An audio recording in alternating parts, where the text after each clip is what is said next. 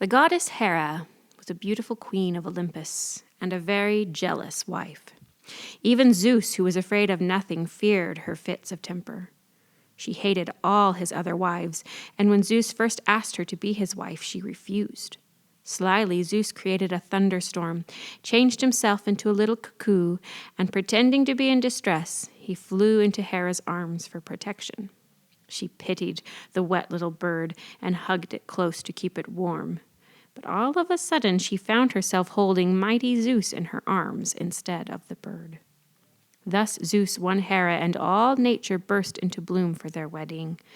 Mother Earth gave the bride a little apple tree that bore golden apples of immortality. Hera treasured the tree and planted it in the garden of the Hesperides, her secret garden far to the west. She put 100-headed dragon under the tree to guard the apples and ordered the 3 nymphs of the Hesperides to water and care for the tree. Zeus loved Hera dearly, but he was also very fond of rocky Greece. He often sneaked down to earth in disguise to marry mortal girls. The more wives he had, the more children he would have, and all the better for Greece. All his children would inherit some of his greatness and become great heroes and rulers. But Hera, in her jealous rage, tormented his other wives and children, and even Zeus was powerless to stop her.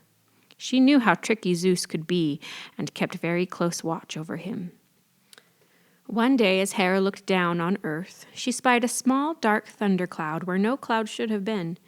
She rushed down and darted into the cloud.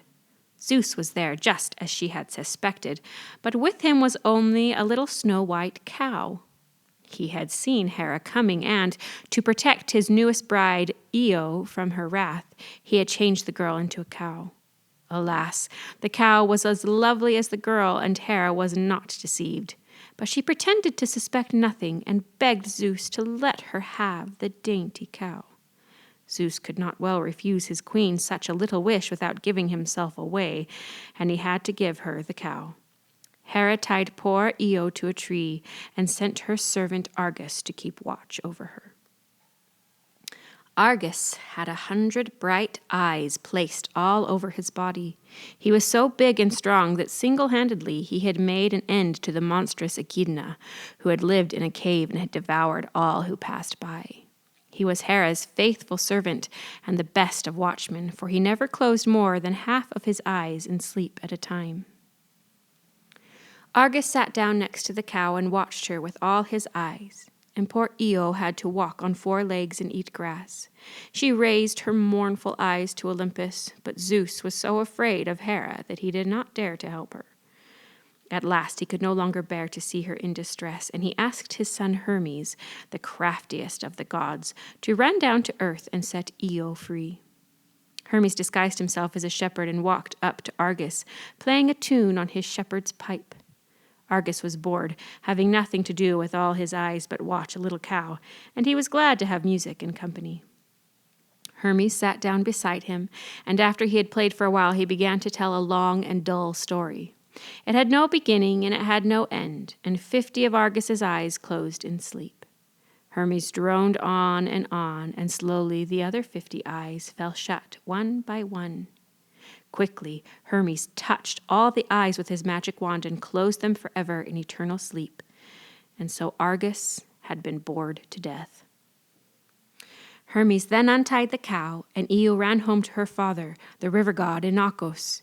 He did not recognize the cow as his daughter, and Io could not tell him what had happened. All she could say was, "Moo." But when she lifted up her little hoof and scratched her name, I-O, in the river sand, her father at once understood what had happened, for he knew the ways of Zeus. Inachus rose out of his riverbed and rushed off to take revenge on the mighty thunder god. He flew at Zeus in such a rage that to save himself, Zeus had to throw a thunderbolt, and ever since the bed of the river Inachus in Arcadia has been dry. Hera was furious when she saw that Argus was dead and the cow Io had been set free. She sent a vicious gadfly to sting and chase the cow. To be sure that her faithful servant Argus would never be forgotten, she took his 100 bright eyes and put them on the tail of the peacock, her favorite bird. The eyes could no longer see, but they looked gorgeous, and that went to the peacock's little head and made it the vainest of all animals. Pursued by the gadfly, Io ran all over Greece, trying to escape from its tormenting sting. She jumped across the strait that separates Europe from Asia Minor, and ever since it has been called the Bosporus, the cow ford. But still the gadfly chased her all the way to the land of Egypt. When the Egyptians saw the snow-white cow, they fell to their knees and worshipped her.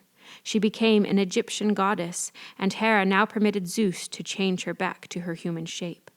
But first he had to promise never to look at Io again. Io lived long as the goddess queen of Egypt, and the son she bore to Zeus became king after her. Her descendants returned to Greece as great kings and beautiful queens. Poor Io's sufferings had not all been in vain.